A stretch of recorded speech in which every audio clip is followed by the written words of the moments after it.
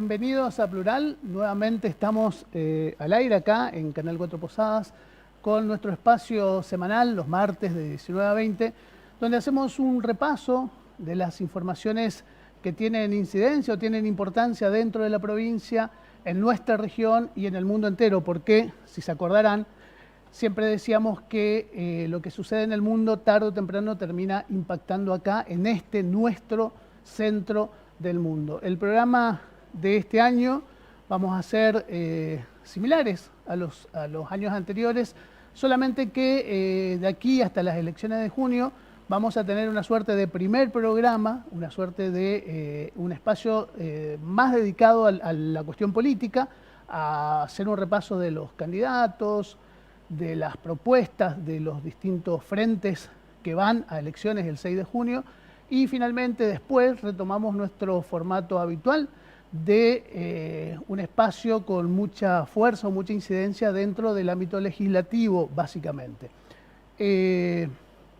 Como decía, vamos a seguir con los columnistas que habíamos ofrecido el año pasado y el año anterior, y también con invitados especiales como hoy, en el programa de hoy, que vamos a tener a dos personas hablando de distintos temas. Pero arrancamos hoy de manera típica también, en primer lugar, con nuestra editorial.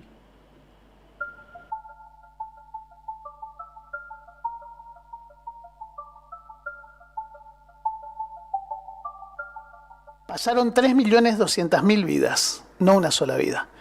Hay 153 millones de personas enfermas por esta pandemia que nos sucede desde hace solo 14 meses y que arrasó con esas escalofriantes cifras. Personas que sucumbieron al virus y a la desidia de los pueblos. El coronavirus habita en los seres humanos y no paga transporte.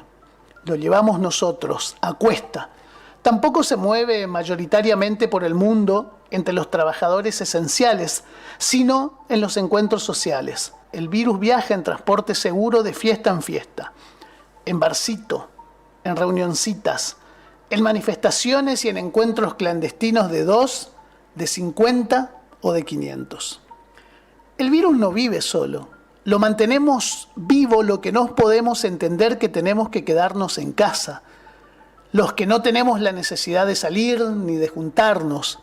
Los trabajadores de la salud, por ejemplo, son los que sí tienen la necesidad de juntarse en torno a un cuerpo enfermo para prolongarle la vida. Esa es una necesidad, no la comida familiar del domingo ni la mateada en la vereda, todo con el mismo mate, por supuesto, como antes.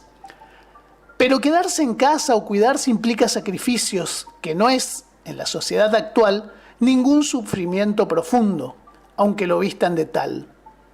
Lo describe en una reflexión sobre el dolor el sociólogo Miguel Ángel Forte, en una excelente charla de ida y vuelta con el periodista de Página 12, Julián Barsavsky, cuando dice que ante la incapacidad de enfrentar sufrimientos profundos, aparecen las psicologías rápidas que buscan reemplazar pensamientos o situaciones negativas en positivos. Técnicas, en definitiva, funcionales al neoliberalismo, que buscan la eficacia del sujeto que debe volver a la producción. Para eso inflacionan el narcisismo en lugar de escarbar y replantearse. Te ponen en mejores condiciones para rendir, sacándote del apuro, apelándote al vos podés, escribiendo metas cada mañana en el espejo del baño. El gran descubrimiento del filósofo surcoreano Han es que el capitalismo entendió que es mucho más productivo el individuo autoexplotado que el explotado clásico en la fábrica de la sociedad disciplinaria. Se pasa de la coacción del tú debes a la libertad del tú puedes. Y afirma Barsavsky que las derechas entienden muy bien esto. En lugar de hacer eje en cuidar la salud, se ofrecen como guardianes de su libertad. Para que el filósofo reafirme que es una degradación de la política a ver quién me deja ir a la cervecería o a correr, la búsqueda de soluciones profundas es dolorosa. Lo contrario son meros tranquilizantes, una política analgésica. Dice Han, amplía en realidad, que no hay más revolución. Hoy hay depresión y antidepresivos. Todo lo que te sucede no sería un problema social sino personal, un tema psíquico que tenés que resolverlo solo. La política paliativa implica no puedo solucionarte nada de fondo, pero intento darte tranquilidad. Y explican un poco más, al analizar que la sociedad va perdiendo el espacio para la exploración de darle sentido a las cosas, mientras vamos hacia una sociedad homogénea que expulsa lo distinto en rechazo a su negatividad, una suerte de lisura, de liso, que anestesia y se sostiene a la presión del consumo. Busca ser siempre agradable, lindero con lo decorativo, sin conflicto ni ruptura estética, uniforme, con nuevas reglas y nuevos códigos, efímera, pasatista, simplista, egocéntrica, narcisista. Rescato en esa explicación la definición del sujeto autoexplotado que no se detiene hasta derrumbarse de cansancio, como un ciervo que arrebata el látigo al amo para autoflagelarse, con la que intenta explicar la costumbre global de autolesionarse para subir el video a internet, por ejemplo, como los que se someten a retos suicidas, que se equipara con el reto de las fiestas clandestinas o las reuniones sociales en tiempos de pandemia. La mejor versión de un yo depresivo embotado en el infierno de lo igual, que necesita sentir su cuerpo, algo intenso que lo reviva, que está en acción y no en decisiones. Salir y desafiar antes que reflexionar. El sometido no es consciente del sometimiento y se explota de manera voluntaria. Cree que se está realizando. La felicidad estaría en la absolutización del trabajo, es decir, en la vita activa, en desmedro de la vita contemplativa. Esto se potenció con la pandemia. La psicopolítica neoliberal convierte el trabajo en una fiesta y ese discurso neocorporativo se traslada también a la política.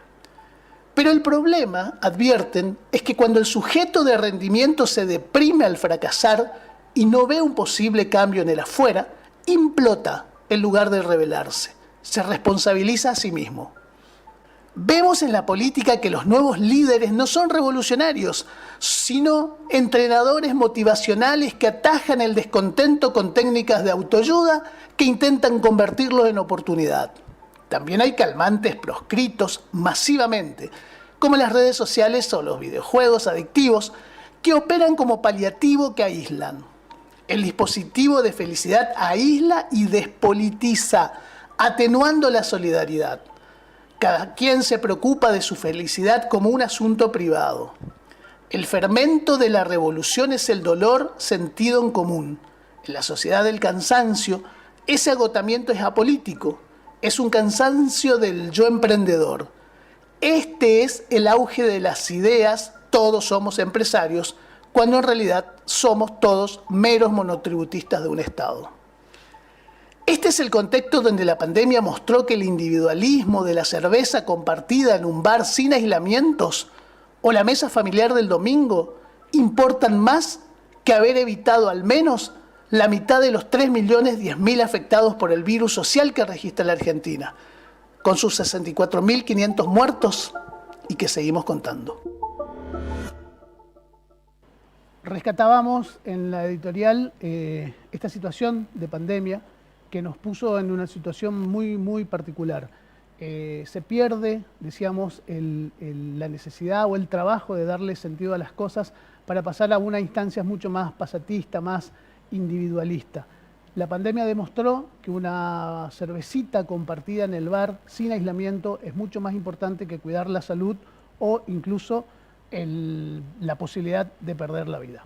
Hacemos una pequeña pausa y enseguida volvemos.